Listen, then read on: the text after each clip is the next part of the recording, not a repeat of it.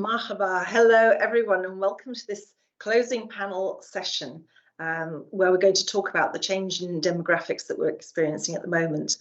Now, before I go into the session and some welcomes, I am going to just talk on a few housekeeping points because they're always the things I forget to say, and I'll get told off if I don't. So just reminding you that the audience Q&A, there's a box on the right-hand side of your screen with a tab for Q&A. So please do feel free to put your questions in there throughout the session.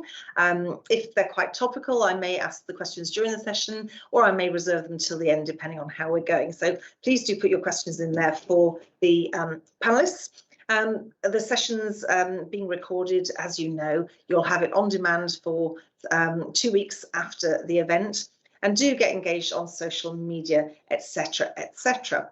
So having said that, I'd like to introduce my panelists in a moment, but just the subject first of all, changing demographics. What we are, and this is part of the wider discussion on diversity and inclusion, and I think many of you will know my views. The research all shows that diverse teams are more innovative and bring better business results than non-diverse teams. And we often talk about gender, we'll talk about ethnicity, but age is also an element of diversity. They're all, shall we say, proxies for different ways of thinking.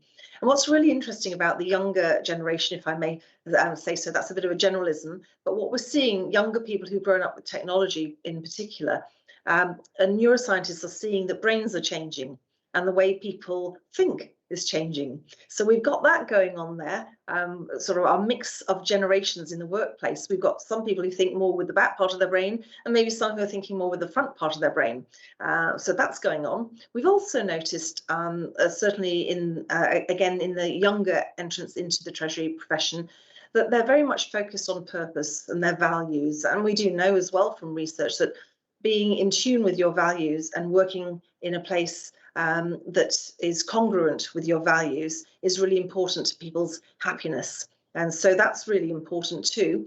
And we're seeing that people are saying, well, it's how I work, not what I work. So they're choosing a profession maybe because they like the employer because of the culture and the values. So that's really interesting as well. And we're seeing people are kind of flexible, also thinking this is not necessarily a career for life. Whereas we might have in exactly the same team somebody who has been in the organisation for their whole working life and is quite happy with that. So we're going to talk today a little bit about the experience from our three panellists on those topics. And it's with great pleasure I'd like to introduce the three panellists. You've got their bios, but I'd like to introduce you in a moment to Narayanan, and we're going to call him Ravi. That's a shorter and easier maybe way to introduce Ravi. We're going to talk to Bruno and we're going to talk to Muhsin, and they are each going to now introduce themselves. Just a little bit of background that might not be in their bio, just filling that out a little bit, and then maybe something personal about themselves so that we can get a little bit of that human element into the conversation. When we're in these kinds of online situations, it often seems very impersonal, so we're going to get a little bit closer up. And I'd like to start with Ravi, if you wouldn't mind introducing yourself, a little bit about yourself, and also something personal, that would be great. Thank you, Caroline, and good afternoon to all and to my fellow panelists. I've been following the ACT conference for the last 2 days.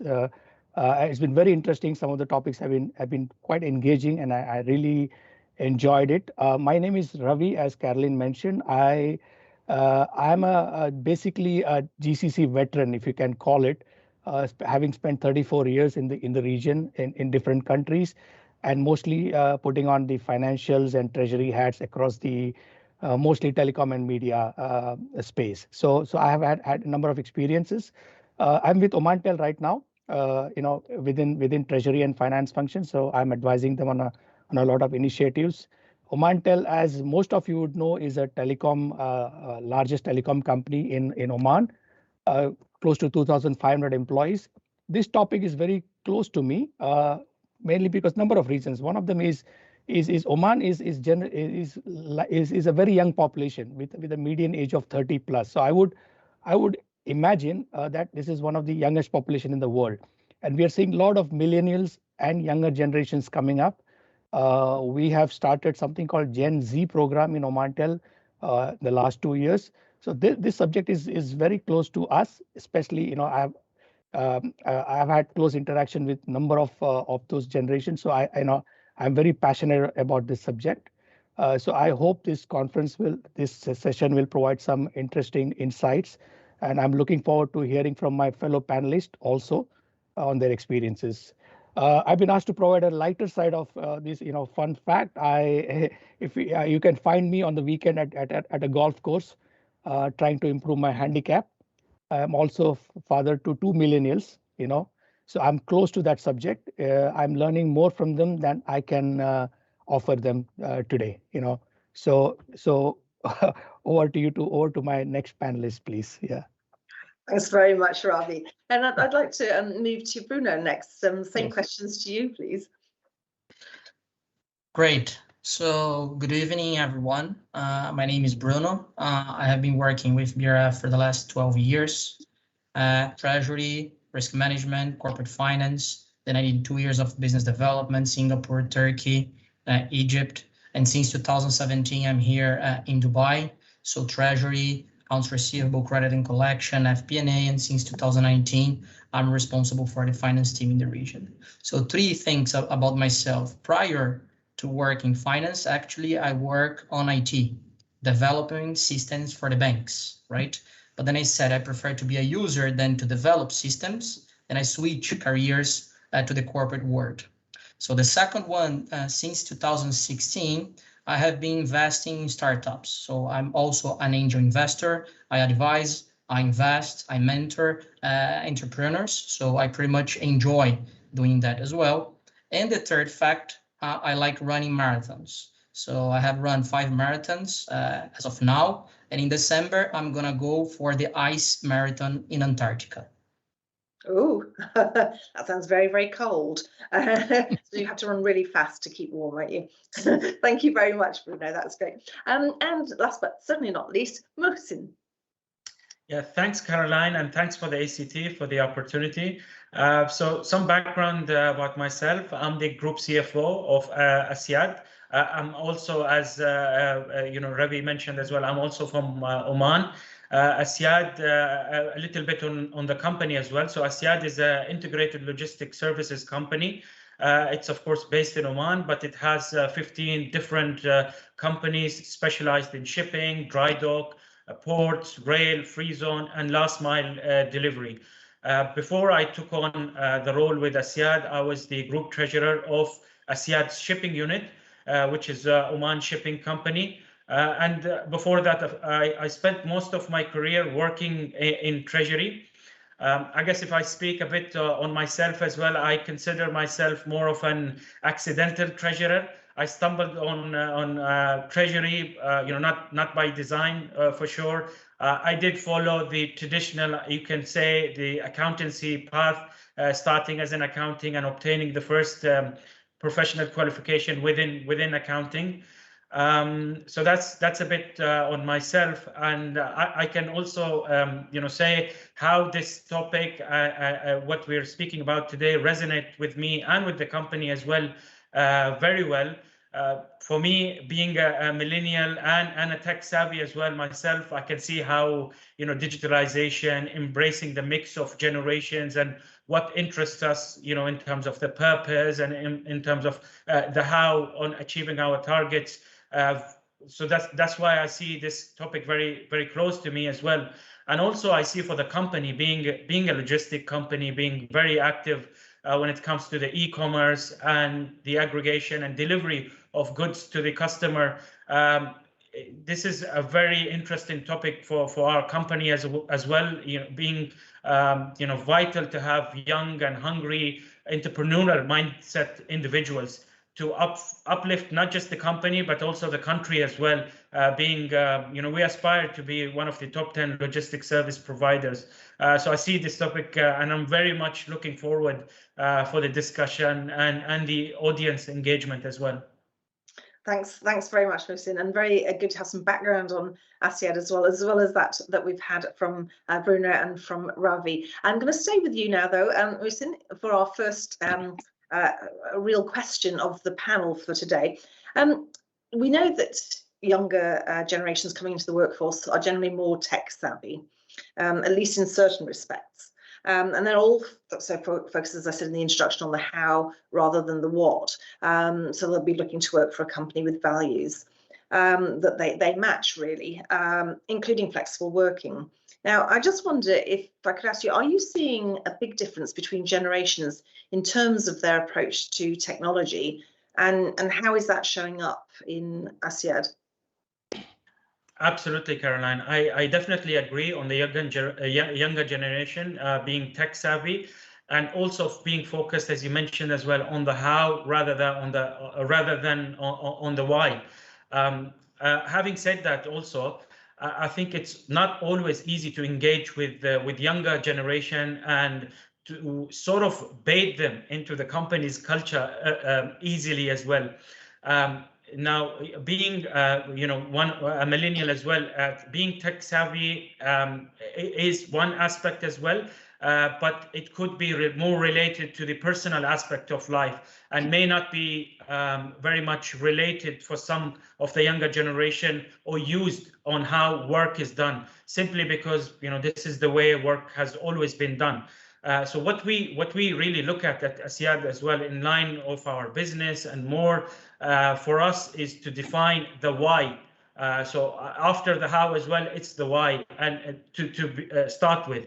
And this is more the sense of the purpose, as you mentioned very earlier on as well, linking that with the objectives of the company as well, and the aspiration of the younger generation.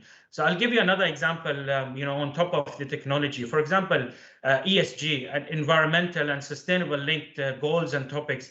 These are very close, topics to the heart of younger generation. And now there's no perfect time than now to talk, breathe and taste sustainability. So definitely having younger generation working within the team helps embrace and advocate for these pressing issues. And of course, going back to technology as well, having the why adds to the equation, also helps the younger Treasury professionals to buy into digitalization into their day-to-day work. And then also it shifts the dynamic of work as well, from the 80-20 conventional 80-20 ratio of operational work versus analytical, sort of shifting it to 20-80. So doing more analytical work, value addition services, and less operational work as well. Definitely see having younger generation there with their aspiring goals as well, helpful in today's Treasury environment. So, well, thank you very much for that, Muhsin. And I particularly like your reference to ESG and thinking around the social aspect. There has been this debate, even a few years back. Is it the shareholder value that we're talking about and delivering profits, as used to be the case, or is it stakeholder value? And of course, our employees are our stakeholders. So really a big shift in that direction, isn't there? But thank you so much for that. I'll shift over to Ravi now, if I may, to also see what your views are around that particular question and the younger generations and technology and so on. Yeah, largely resonate with Muhsin.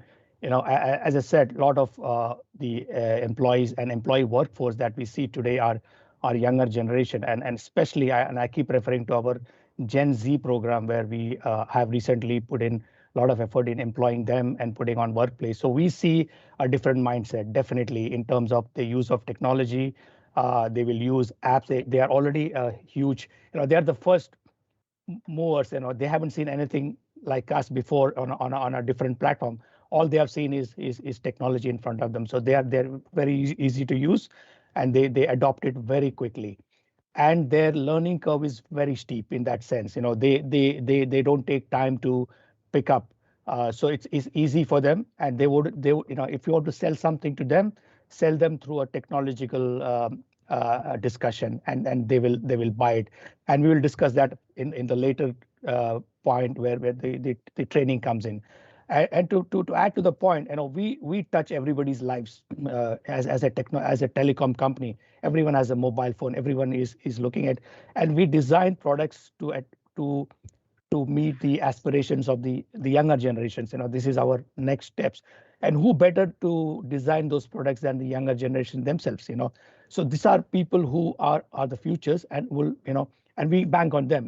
We may have some aspersion, if you like, from what we are doing, but we see them adopting it very quickly. And that's very encouraging to us, at least from and that adds different dimension to what we do in terms of diversity. We are already, as Muhsin mentioned, ESG, we are already there, inclusion, and then now the Gen Z, where we are looking at getting those population to add value to the whole proposition that we have.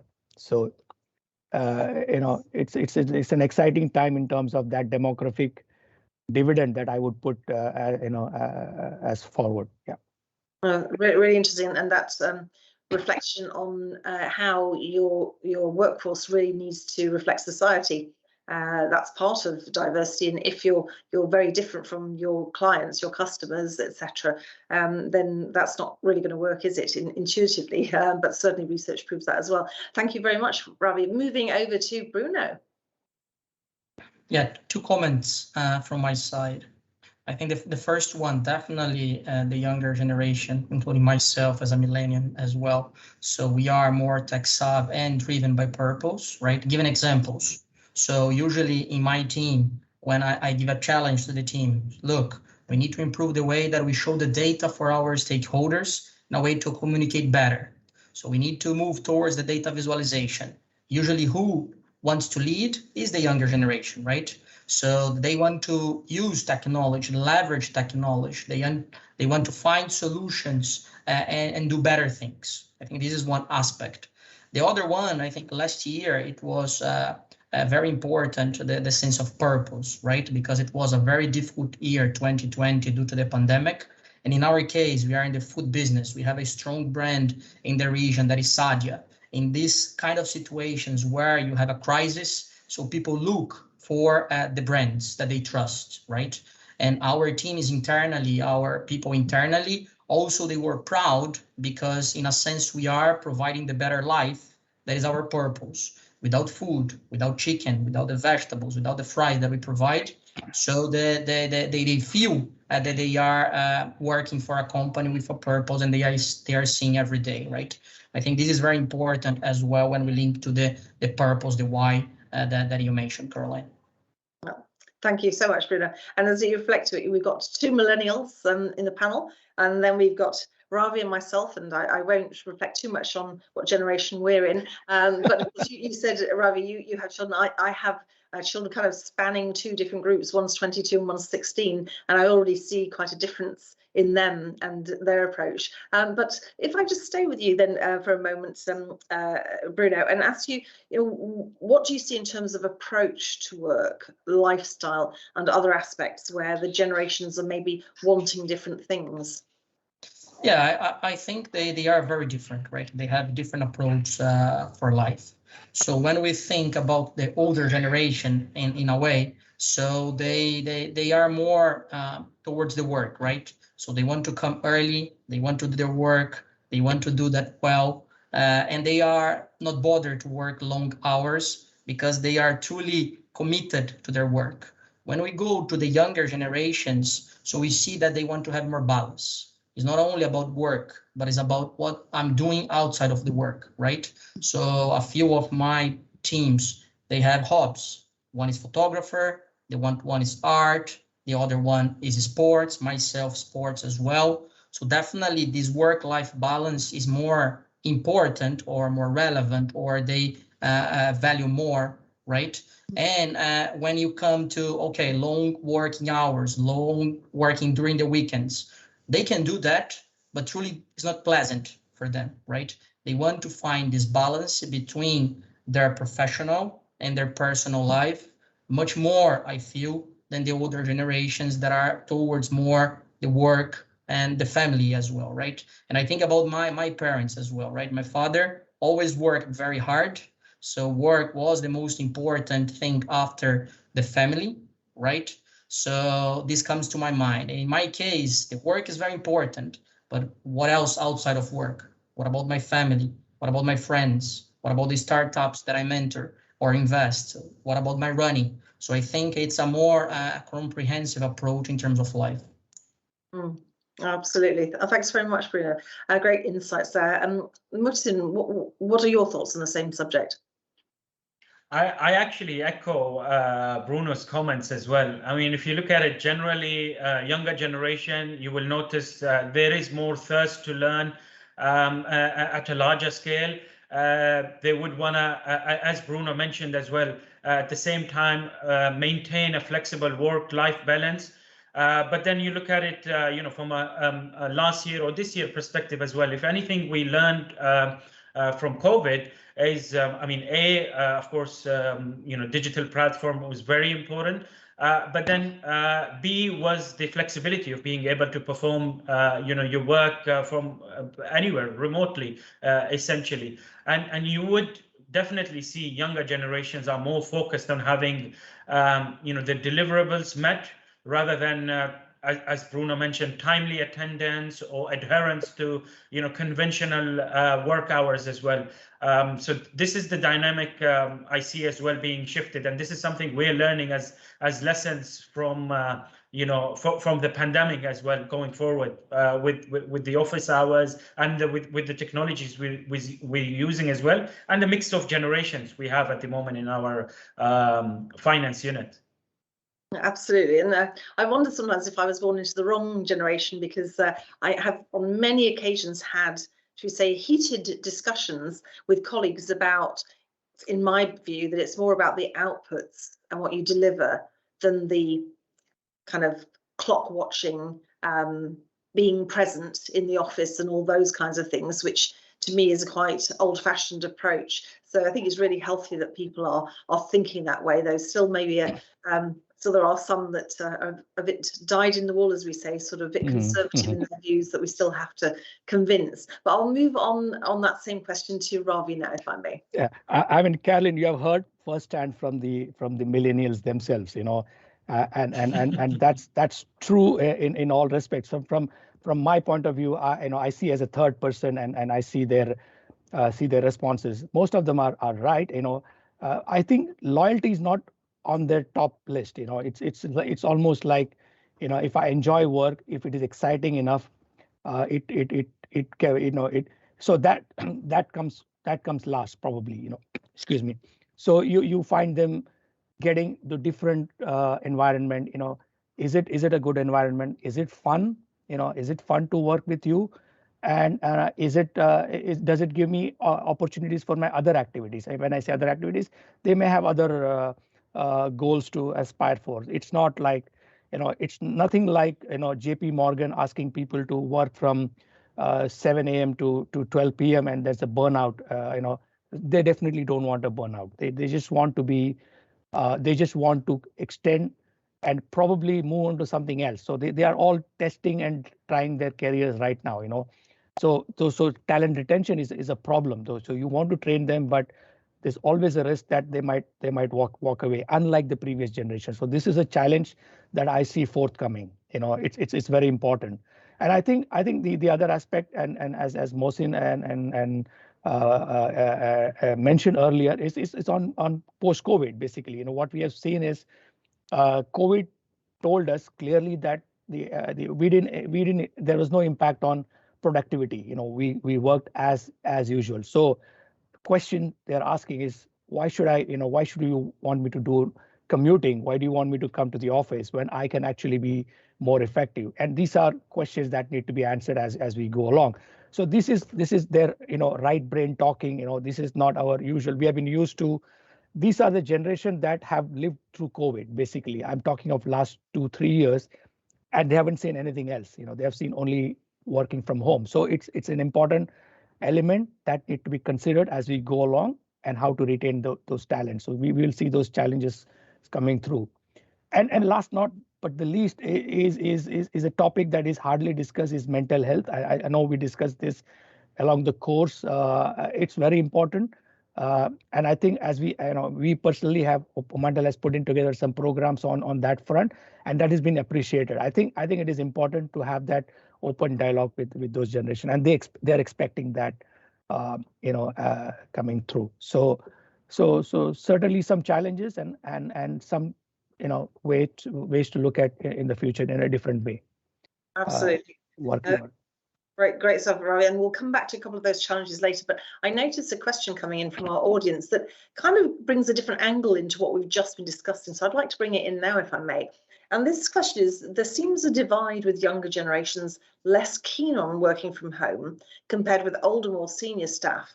Is mentoring or supporting younger staff more difficult in a hybrid work environment? So I think we're getting to the other angle here, that whilst, as you've all said, younger generations saying, well, why can't we work at home? I want flexibility. They're also finding that they're sometimes, by being at home, starting a new job, not being with their colleagues, not sitting next to them, not being able to absorb through osmosis what goes on. Do you find, maybe one of the panelists would like to comment on that question, Yes. Is there an issue there? I can take this one. So I truly agree. So, and this is one of my biggest concerns currently, right? So I think the more senior staff, the managers, the coordinators, so they have more experience. They know how to get things done. They know how to connect to people who they need to approach, etc. Right? I think the younger staff, right? They are just joining. Imagine a few people, they just joined during the pandemic, and has not been easy for them to understand who is who. So the systems, the procedures, the culture, right? So I'm very concerned about the younger staff, and this is one of the reasons why we are going hybrid as of now here in UAE in October, right? So 2 days per week we're gonna go to the office. The other 3 days is optional, but I think it's very important as you start your career, and I would like starting my career to see people around me, the more senior staff, how they act, to interact more easily, more frequently. Even sometimes they are not able to even approach the more senior people because they are scared, right? So should I approach or not the CFO, the manager, etc. So I think it's very important, in my opinion, to have this hybrid mode of work, especially for the younger staff. Absolutely. I'm seeing some nods. Go ahead, Ravi. I might just add, it just points. So when I started my career, I learned a lot on the walking the corridor, basically, and talking to people, walking the talk, basically, and more. That's first 2 years. So yes, I agree with Bruno. This generation is missing out big time on that. You could be sitting somewhere on your laptop, feeling alone and doing, but the amount that you can learn on a social atmosphere, talking to people is you can't put a premium on that. It's quite high, So yes, it is important. But it's also interesting that because being in this kind of environment, virtual, is also quite an equalizer. So when in the past, when people were physically together, I remember, and this is probably looking back a while before there were more diversity and inclusion initiatives in companies.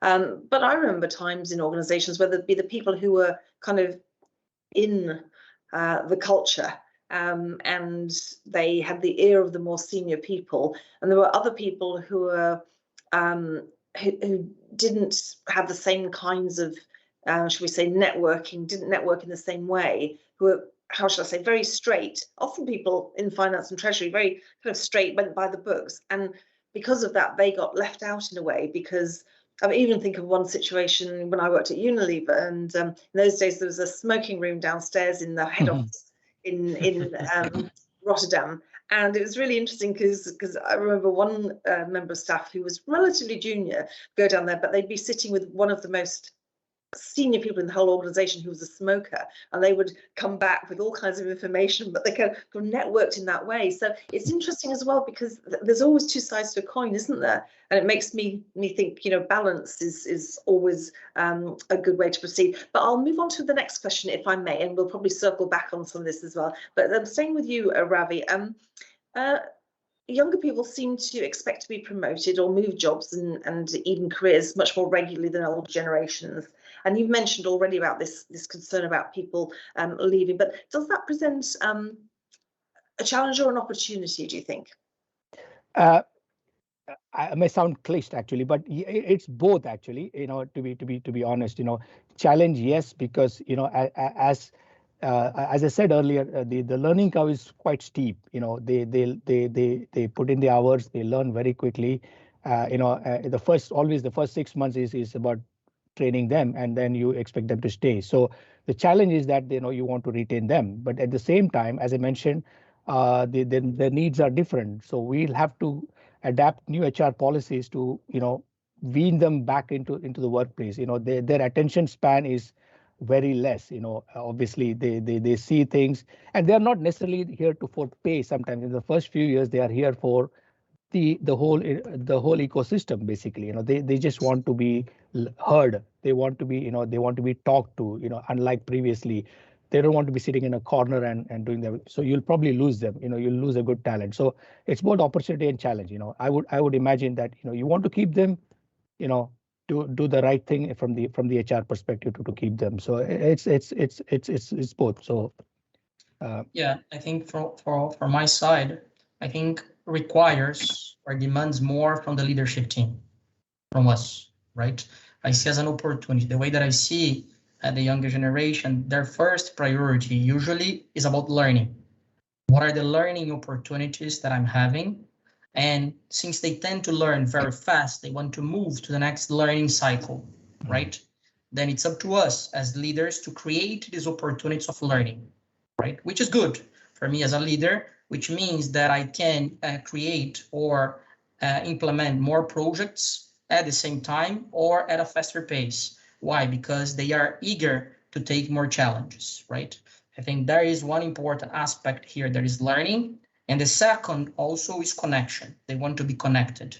Connection, I mean, connected with the leadership team, right? With the senior leaders. So what I have been doing and have been working good is twofold. So first, I have individuals one-to-one with more my team, even the junior staff, for me to understand how they are doing, especially during the pandemic, right? So Ravi said about mental health. So when it's very hot, you need to water the plant more often, right? So instead of often every 2 days, maybe you need to start watering them 2 times per day. So this is how I see during these pandemics. But on the other side, so I try to create a few projects for us to work together during the year, and they report direct to me. Of course, they have their reporting lines with their managers in each one of the countries, but usually I choose 3 projects where I lead and they work directly with me in a way for them to create connection and exposure to the senior team as well. I think learning and connection are very important for the young generation. Absolutely, and I like your analogy of watering the plants, and it's kind of a related topic is resilience, and I often think of it as a kind of reservoir we have, so the water connection there. So for our audience, if any of you haven't seen the session that I ran yesterday on building your brand and personal resilience, do have a listen into that, because there's some easy tips to help you and your team keep your resilience up, because when you've got your resilience up, then all that other great stuff that Bruno has just been talking about can work. And it relates also into what Ravi was saying about mental well-being, which is really, really important as well. I'm going to move over to Muhsin now, though, to also give his views on this particular question. Yeah, so I definitely agree with Bruno and Ravi as well. And I do see it just challenge as well. You will always have individuals looking for titles, probably less interested, while they're less interested in uplifting their responsibilities. But overall, it's definitely an opportunity. And once you've tackled and achieved engaging a work environment, as Bruno mentioned as well, with the leadership, and leadership is more of the strength of the team rather than the leader itself. That coupled with the developing and nurturing of the talent you have as well, I think that's when you can switch the mindset of the team members as well, or uplift the mindset valuing the new challenges they have. Ravi mentioned as well on the loyalty aspect as well. So I fully agree on that. While millennials or newer generations may not have the loyalty aspect high on the radar for company itself, it will be very high when it comes to the values and purposes of the company. So once that's touched, I think, and the work environment is something that they love to stay there, they would definitely, and we've seen that evidently throughout the pandemic, how the ports in Oman and the shipping lines we had as well worked as the lifeline for goods being transferred, even small items which were taken for granted, household items that were being delivered. There was no shortage there, and the role ASYAD played during the lockdowns and the pandemic as well, that very much resonates with the team members as well, and makes them appreciate that the day-to-day work they do, it's very much for a higher purpose. So I think once you have that tackled as well, it's more of an opportunity than a challenge. And I fully also agree with Bruno on the mental challenge and the burnout when it comes to the work from home.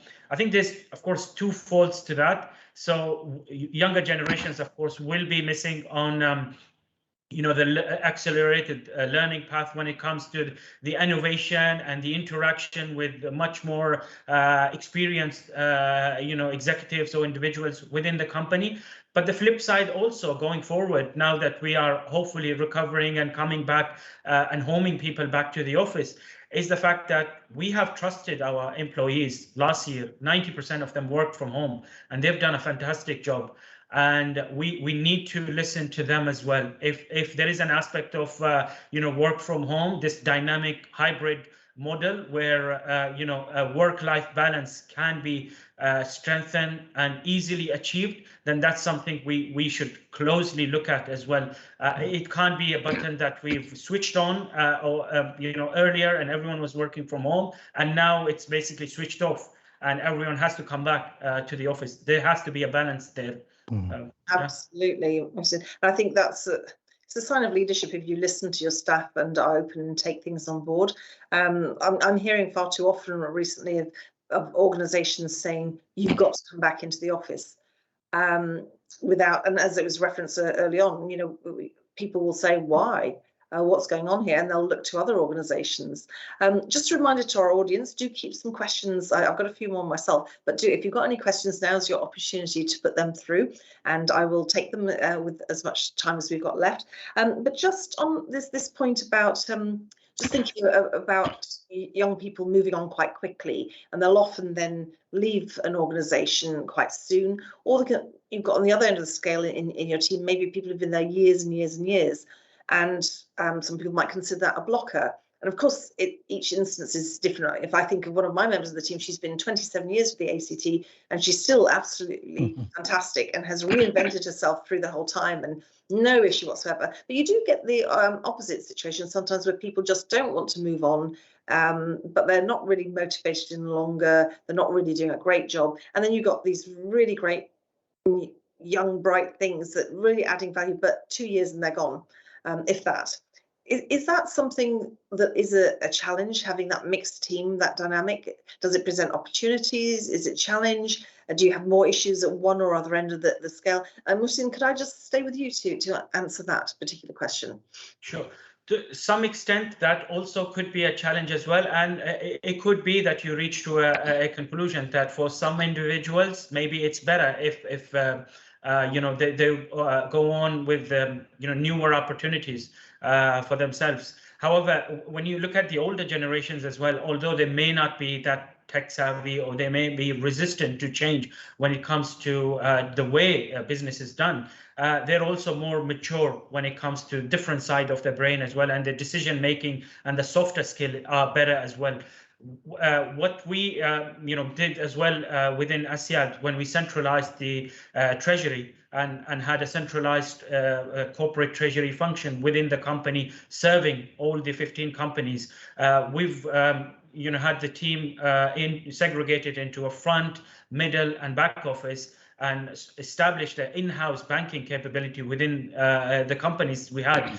And with that, we were able to put every individual, be it a young individual or an older, operational, type employee in the right stakeholder, place as well, where they can shine there as well. So oftentimes you will find an older generation, professional where they are, leaders in their own merit.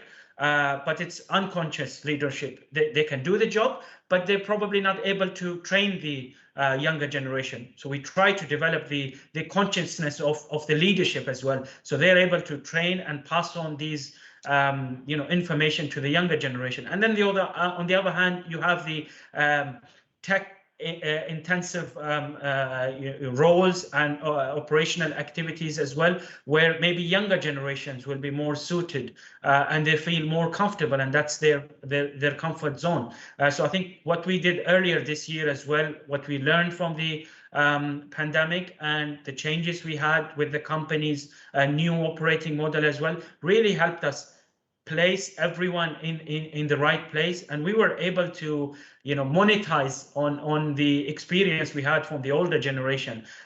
So on a net basis, we were able to retain most of the stuff, and we really appreciated that.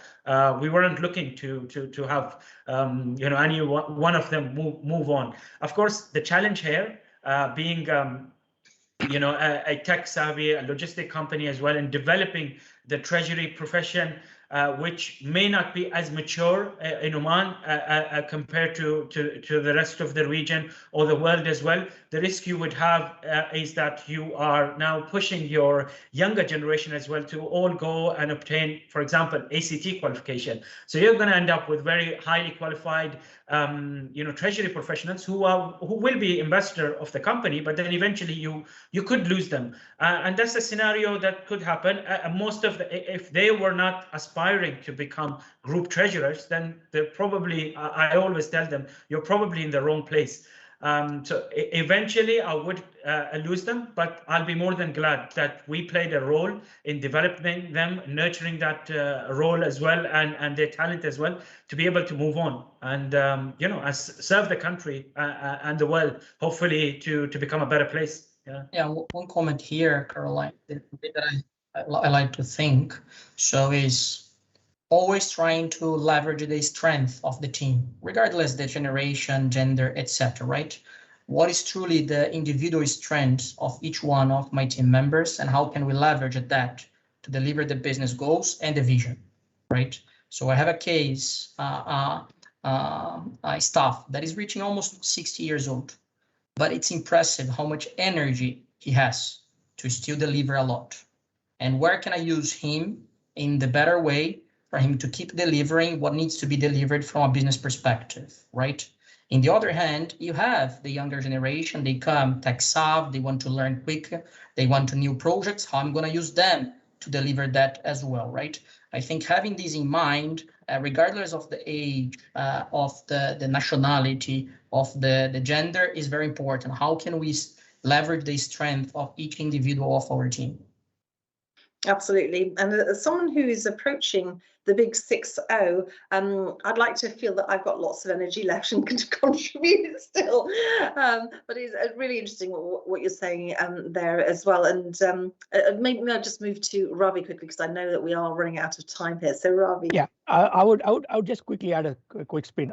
We've been looking at the future of finance, and obviously treasury included, in terms of what it looks like, what are the new skills required, and I put a crystal ball on it. And in terms of what we are seeing is more of from an 80-20. I think someone Muhsin mentioned earlier on. It's more like 20-80. So we will be doing a lot of analytical work, and then back office work will be lesser and lesser. So it's all about the skill sets that we require for the future. And what we are seeing is big data. We are introducing RPA, robotic process, so we will see less and less of, so it depends, so we will see a challenge there, basically, so anyone who adopts those technology quickly, and more likely the younger generations, they'll be part of it, and they're at the right place. So sometimes it is easier to move on to to replace staff because totally skill set is totally different from what we required 5 years back. Yeah, so it is there you go. Yeah, no, and we are going to have to round off. It's a shame because I did have another couple of interesting questions around the need. Young people seem to have a need to learn things more quickly and not as keen on doing something so long as a real full training in a technical subject. So, but I don't think we've got time for that now. But maybe in our discussion group, people can talk about that amongst themselves. So I would like to close on one. It's a difficult task for my panel because you've only got about 20 seconds each.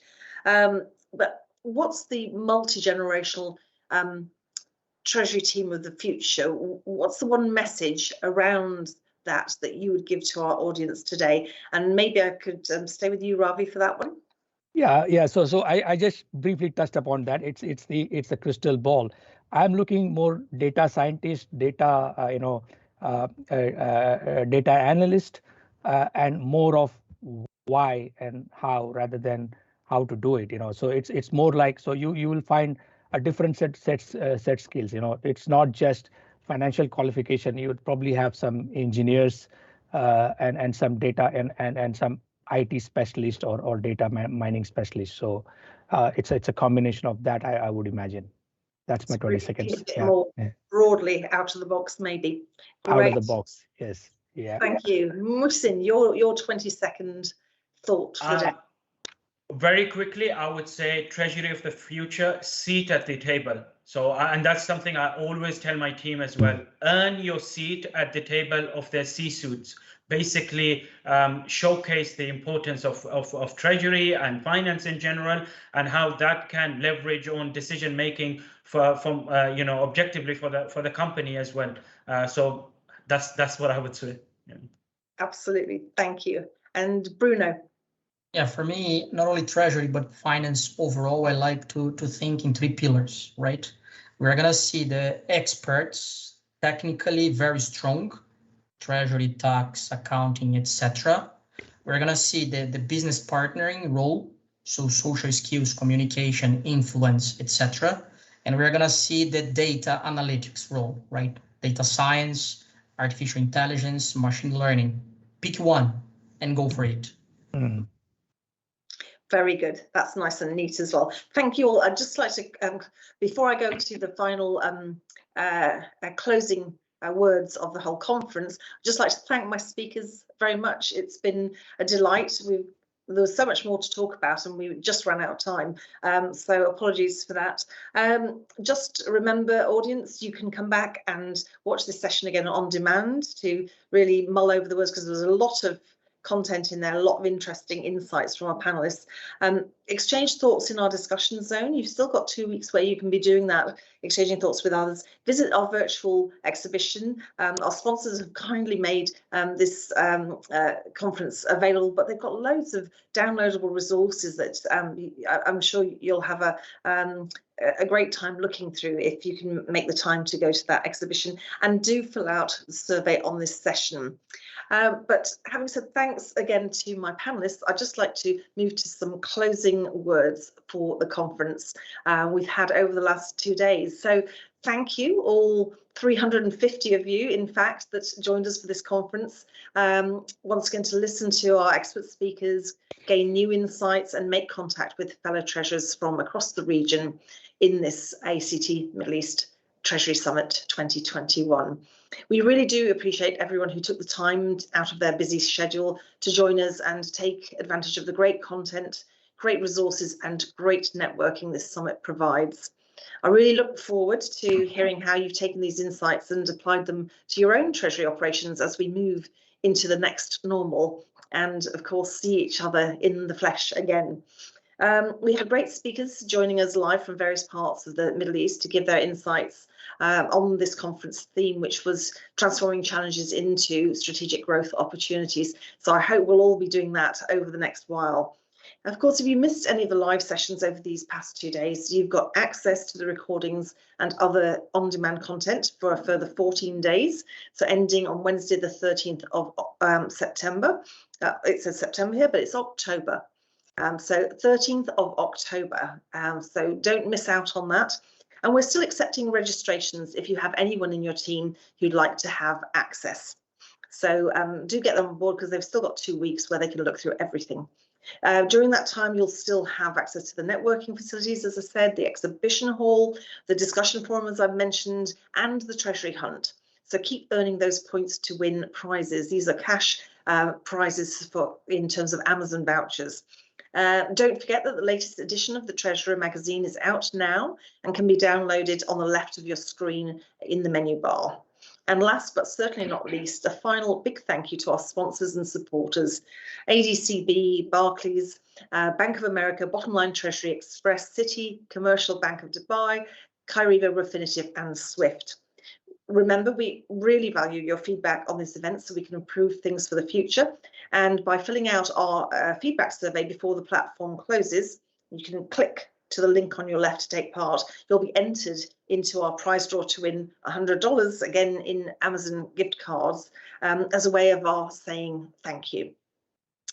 And absolutely finally, I'd like to let you know that our annual conference will be returning as a live in-person event, 10th to the 11th of May 2022 in Liverpool in the UK. And as we return to live events, I'm hopeful that we'll also be able to meet in person soon at the next ACT Middle East Treasury Summit next year. But in the meantime, we're hoping to be holding a live briefing in November. So hold the date, November 17th, we're hoping for that. And a daytime event with a reception in the evening, February, probably February the 16th, 2022. So hold that date as well. And I look forward to seeing you there. So thanks again to all delegates, sponsors, speakers and exhibitors. Enjoy the next 14 days of the ACT Middle East Treasury Summit, and thank you once again.